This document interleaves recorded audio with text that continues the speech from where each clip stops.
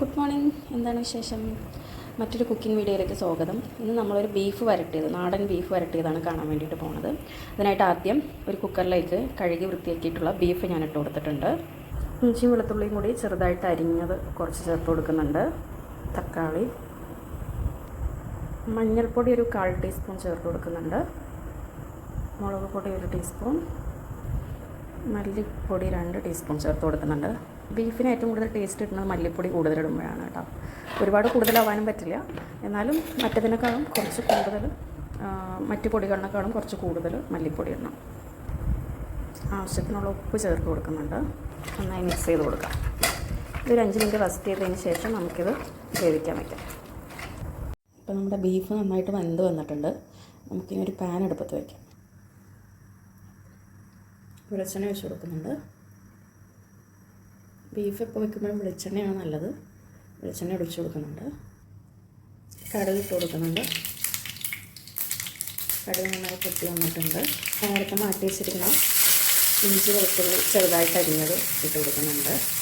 കുറച്ച് കറിവേപ്പിലയും കൂടി ഇട്ട് കൊടുക്കുന്നുണ്ട്. കുറച്ച് തേങ്ങാക്കൊത്ത് ചെറുതായിട്ട് അരിഞ്ഞിട്ട് കൊടുക്കുന്നുണ്ട്. നന്നായിട്ട് ബ്രൗൺ കളറായിട്ട് വരട്ടെ. കുറച്ച് ചെറുള്ളി, അതുപോലെ തന്നെ പച്ചമുളക് ചേർത്ത് കൊടുക്കുന്നുണ്ട്. നന്നായി ഇളക്കി കൊടുക്കാം.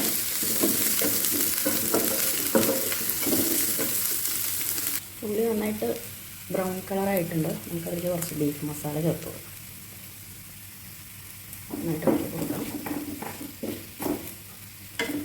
മസാല നന്നായിട്ട് മുറിക്കാൻ നമുക്ക് തേച്ചിട്ട് കൊടുക്കാം. നന്നായിട്ട് മിക്സ് ചെയ്യാം.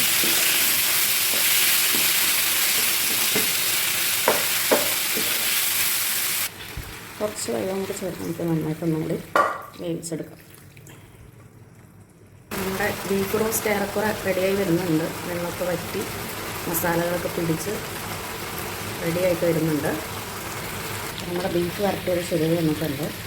ലാസ്റ്റ് നോക്കണം. ഓക്കെ, അപ്പം നമുക്ക് തീ ഓഫ് ചെയ്യാം. വീഡിയോ ഇഷ്ടപ്പെട്ടാൽ ലൈക്ക് ചെയ്യുക, സബ്സ്ക്രൈബ് ചെയ്യുക, ഷെയർ ചെയ്യുക. Thank you.